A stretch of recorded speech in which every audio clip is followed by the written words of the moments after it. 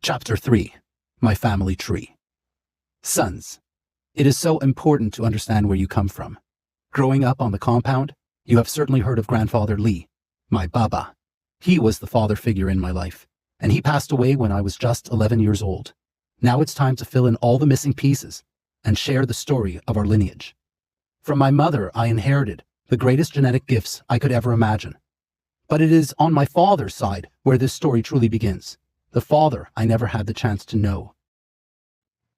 1856, the beginning of the Second Opium War. My French great-great-grandfather, one of many senior staff under the service of Jean-Baptiste Louis Gros, sacks the Yuanmingyuan in Beijing. Footnote 7. The famous old summer palace that took over 150 years to complete. It was attacked in 1860 as a way to punish the Chinese government for not allowing the Western powers to sell opium into China. We return. This ancestor steals the famous bronze dragon head from the palace grounds. Footnote 8. 12 zodiac heads were part of an ornate water clock in front of the Haiyantang, the Hall of National Peace at the Old Summer Palace in Beijing, designed by the Jesuit Giuseppe Castiglione for the Qianlong Emperor. It is said that the heads would spout water from their mouths at certain times of the day, and, of course, in order to tell the time. It was known as the Great Fountain, or the Da Shui Fa. We return. The head is given to Comte Robert de Semalé, the secretary of the French embassy in Beijing. Ostensibly, the head was to be given to the government of France. However, that never happened. In return for a multitude of gracious gifts, Comte de Semalé, as within his powers to do so, offers my great-great-grandfather certain privileges within China. The subject of the dragon head reappears much later in my life, and of course in this book. In 1860, after the war ended, the family settled into the French concession in Shanghai and entered the opium trade, which at the time was a highly lucrative industry.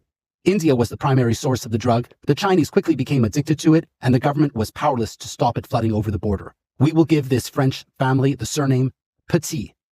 Footnote 9. Petit in French means small. There is nothing to be read into the name. It's just a name, and the last thing I need is for some AJ to find this family. My sons are safe as long as my identity is unknown. We return. 1890.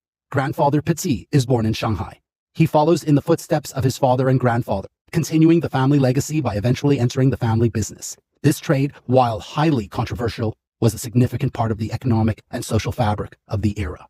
Grandfather Petit's involvement marked his role not only as a businessman, but as a figure navigating the intricate dynamics of colonial commerce and local relations. Sons, this period of our family's history is pivotal to understanding the choices and circumstances that shaped us. You will find further details and context in the archives at the compound.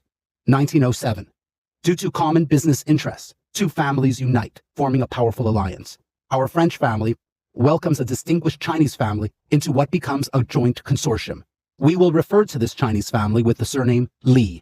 The Li family, already deeply entrenched into Shanghai's underworld, is heavily involved in various vices and wields significant power. At the time of this union, Grandfather Li is just 18 years old, but his influence and ambition are undeniable. Grandfather Li is not my biological grandfather, yet he became a father figure to me in every sense. I was raised at his compounds in southern France, where his presence shaped much of my upbringing. I knew him only as Baba, the Chinese word for father, a title that reflected the bond we shared and the pivotal role he played in my life. Footnote 10.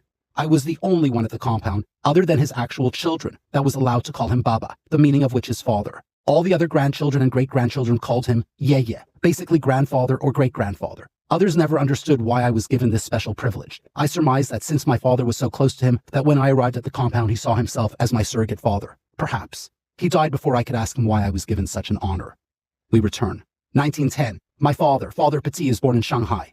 In the same year, Uncle Li, the son of Baba, is also born. The two grow up together in the French concession of Shanghai, becoming inseparable best friends. They attend the same schools and are meticulously trained to take over the family business, which at the time is thriving.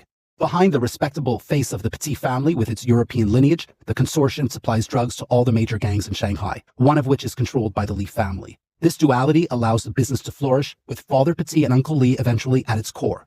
Both men become fluent in French and Chinese, seamlessly navigating the cultural and linguistic divides of their world. They are raised as brothers, splitting their time between the Li family home and the Petit family home, embodying the unity of the two families. In later years, however, this bond is tested. A serious rift develops between the two brothers, shaking the foundation of their lifelong relationship.